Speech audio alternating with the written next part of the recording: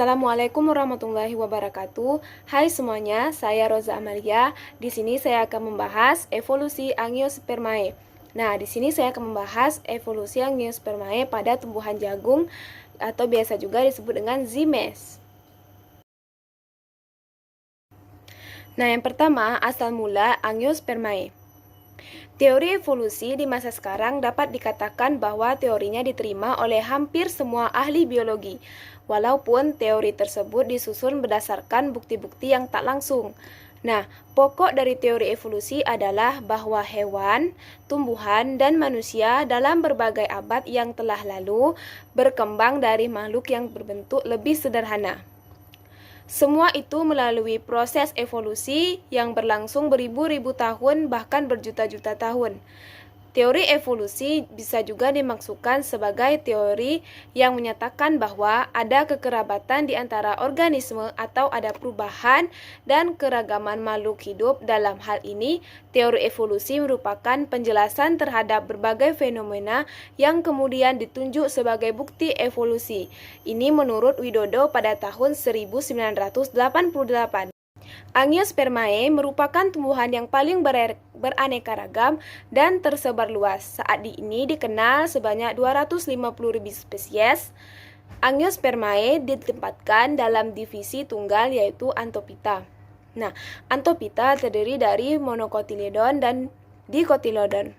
Monocotyledon itu adalah tumbuhan berkeping satu dan dicotyledon adalah tumbuhan berkeping dua. Di sini saya akan membahas mengenai evolusi pada tumbuhan monocotyledon, yaitu tumbuhan jagung atau biasa juga disebut dengan zymes. Nah, bagaimana sih asal tanaman jagung itu? Jadi, tanaman jagung itu berasal dari 3 teori. Yang pertama ada menurut teori asal Asia, di mana tanaman jagung yang ada di wilayah Asia diduga berasal dari Himalaya. Hal ini ditandai oleh ditemukannya tanaman keturunan jagung jali Cowix sp. dengan famili Andropogoneae. Kedua spesies ini mempunyai 5 pasang kromosom, namun teori ini tidak mendapat banyak dukungan. Selanjutnya ada bukti evolusi tanaman jagung. Menurut ahli biologi evolusi, jagung yang ada sekarang telah mengalami evolusi dari tanaman Cerealia primitif, yang bijinya terbuka dan jumlahnya sedikit, menjadi tanaman yang produktif, biji banyak pada tongkol tertutup, mempunyai nilai jual yang tinggi, dan banyak ditanam sebagai bahan pangan.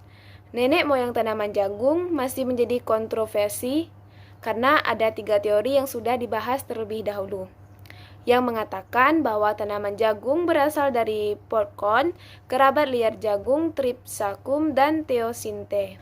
Mengelsdorf mengatakan popcorn sebagai nenek moyang tanaman jagung merupakan tanaman liar yang terdapat di daerah dataran rendah Amerika Utara. Sedangkan Teosinte itu merupakan hasil persirangan antara jagung dan Tripsacum. Namun teori ini juga hilang karena tidak didukung oleh data sitotaksonomi dan sitogenetik dari jagung dan Teosinte. Menurut Wetterwag pada tahun 1954 dan Mengelsdorf pada tahun 1974, nenek moyang tanaman jagung ini berasal dari tanaman liar di dataran tinggi Meksiko atau Guatemala. Namun teori ini juga tidak bertahan lama. Nah, sedangkan menurut Randolph pada tahun 1959 mengemukakan bahwa nenek moyang tanaman jagung ini berasal dari kerabat liar tanaman jagung. Sebelum jagung primitif, Teosinte dan Tripsacum ditemukan, tanaman liar jagung banyak digunakan dan dibudidayakan.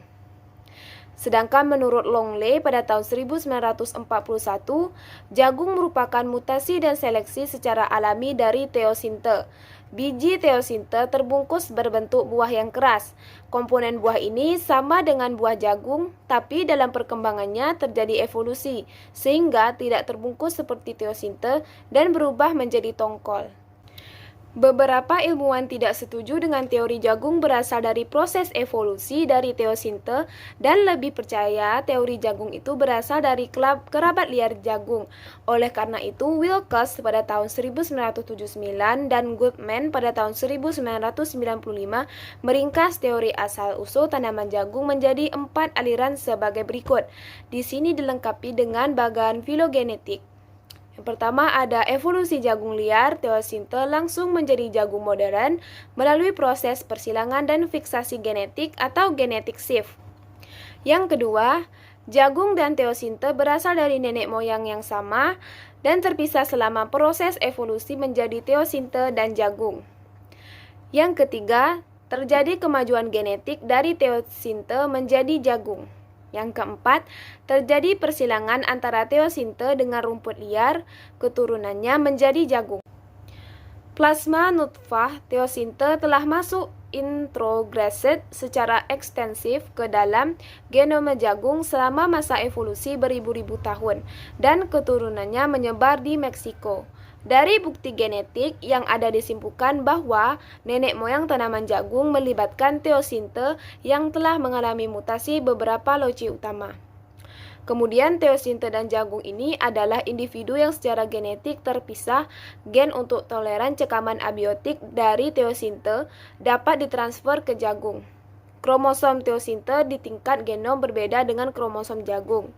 Menurut Gallinat pada tahun 1988, percaya telah terjadi transformasi dari teosinte menjadi jagung karena bantuan manusia. Dari variabilitas genetik baru pada populasi teosinte masuk ke genom tanaman jagung. Nah, penemuan tanaman liar perennial teosinte Z. diploperennis membuka berbagai kemungkinan hubungan teosinte dengan jagung. Tripsacum termasuk kerabat liar dari jagung, bukan turunan persilangan dengan teosinte maupun jagung. Tripsacum ini merupakan satu-satunya genus yang telah disilangkan dengan jagung dan keturunannya dapat tumbuh sampai dewasa dan berubah. Kemungkinan spesies ini diploid dengan 36 kromosom. Nah, dalam analisis genetika modern, genus Tripsacum ini berkaitan dengan tanaman jagung, sehingga jagung merupakan spesies dari Tripsaceae. Evolusi dan penyebaran tanaman jagung sangat ditentukan oleh manusia. Dalam periode antara 5000 sebelum Masehi dan 1000 Masehi, terjadi mutasi alami dan persilangan antara kelompok jagung. Pada sekitar tahun 1000 Masehi, tanaman jagung tradisional telah berkembang menjadi tanaman jagung modern. Umumnya, pengembangan tanaman ini dilakukan dengan seleksi secara sederhana dengan mempertahankan tongkol yang diinginkan dan benihnya ditanam pada musim berikutnya. Penelitian filogenetik menunjukkan bahwa jagung merupakan keturunan langsung dari teosinte Zymés ssp. parviglumis. Seperti jagung, teosinte mempunyai 10 pasang kromosom yang secara sitogenetik sama dengan jagung dan persilangannya menghasilkan keturunan yang fertil. Manusia sangat berperan dalam menyeleksikan karakter-karakter pada teosinte sampai menjadi jagung modern seperti yang dikenal sekarang. Di habitat asalnya atau Meksiko, teosinte ini tumbuh liar dan disebut sebagai Madre de Maíz atau ibu tanaman dari jagung.